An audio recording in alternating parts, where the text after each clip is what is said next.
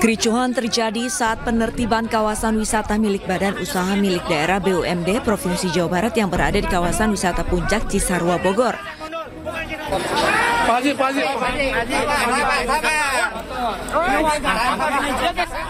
Adu mulut dan saling dorong terjadi antara warga pendukung pembongkaran dan pekerja di lokasi wisata.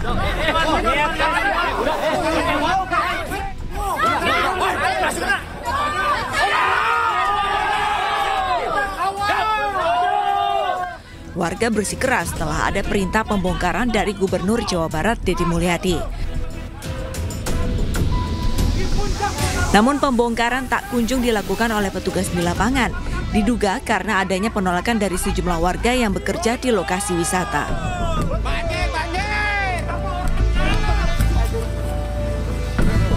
Menko Bidang Pangan dan Menteri Lingkungan Hidup meninjau langsung lokasi yang diduga menjadi penyebab banjir bandang di kawasan Puncak Kamis 6 Maret 2025. Keduanya bahkan menindak tegas dengan menyegel lokasi wisata.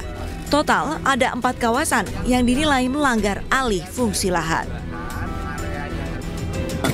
Kawasan ini kan memang kawasan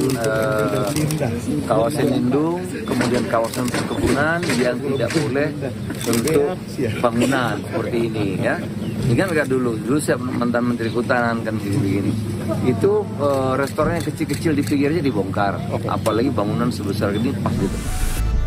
Selain penertiban bangunan, nantinya perusahaan akan ditindak baik secara pidana dan perdata.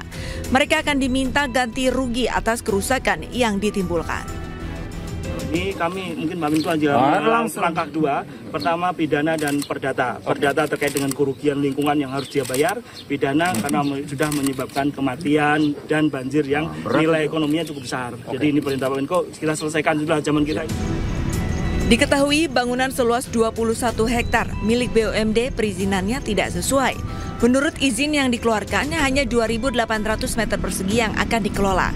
Namun hingga saat ini justru sudah 15.000 meter persegi. Dari Bogor, Jawa Barat, Wildan Hidayat, iNews melaporkan.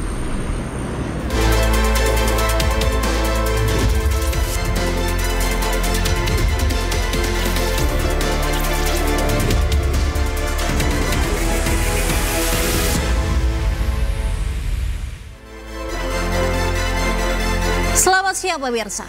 Gerak cepat dilakukan pemerintah usai banjir bandang menerjang Puncak pada Senin kemarin. Lokasi yang diduga menjadi penyebab banjir bandang pun langsung disegel.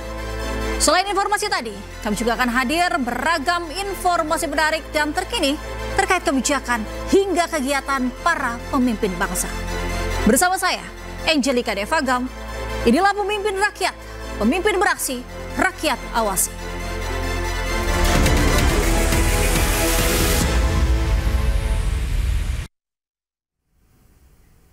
Pemirsa, Presiden Prabowo Subianto bertemu dengan 8 pengusaha besar di Istana Kepresidenan Jakarta. Pertemuan untuk membahas program pemerintah, salah satunya adalah Danantara.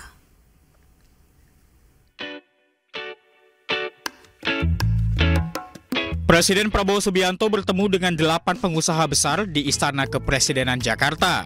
8 pengusaha itu adalah Antoni Salim, Sugianto Kusuma atau Aguan, Prajogo Pangestu, Boy Thohir, Franky Wijaya, Dato Sri Tahir, James Riyadi, dan Tommy Winata.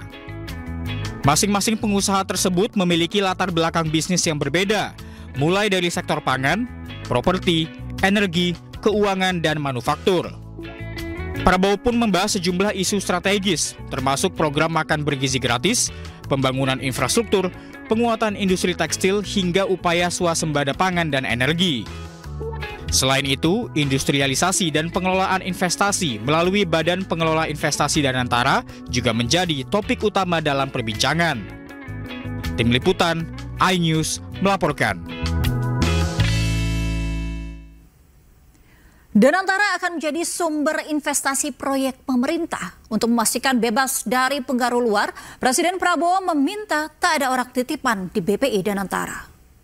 Bapak Presiden menyampaikan kepada kami bahwa pilihlah orang-orang yang terbaik di dalam tim Danantara ini tidak boleh ada titipan-titipan, pilih yang terbaik, tidak hanya di Indonesia, terbaik di dunia pun dimasukkan sebagai beberapa alternatif nama, karena Danantara ini adalah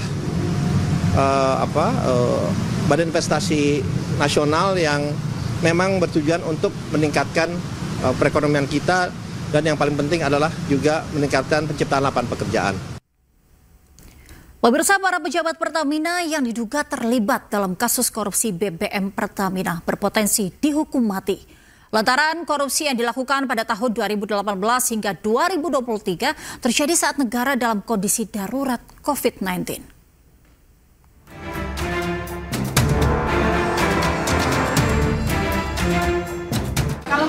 Kita bersihkan, kita tegakkan, kita akan pokoknya membela kepentingan rakyat.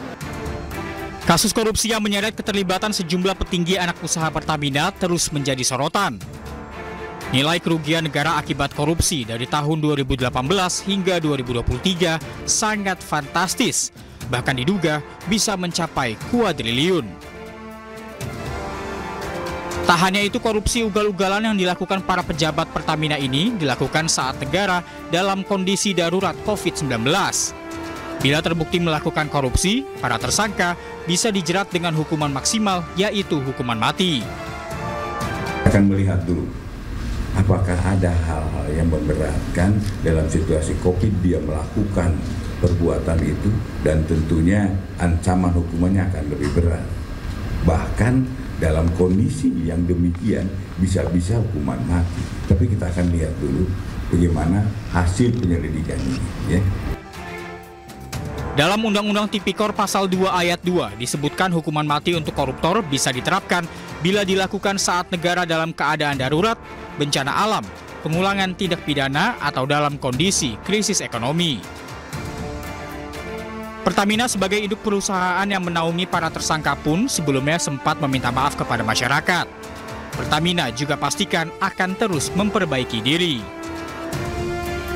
Pada kesempatan ini, saya, Simon Aloysius Mantiri, sebagai Direktur Utama PT Pertamina Persero, menyampaikan permohonan maaf yang sebesar-besarnya kepada seluruh rakyat Indonesia atas peristiwa yang terjadi beberapa hari terakhir ini. Kasus dugaan korupsi BBM Pertamina ini terjadi pada tahun 2018 hingga tahun 2023. Meski kasus terus bergulir, namun Kejaksaan Agung pastikan Pertamax yang beredar saat ini sesuai spesifikasi. Pertamax yang diproduksi pada rentang waktu 2018 hingga 2023 sudah tidak beredar di pasaran. Tim Liputan iNews melaporkan.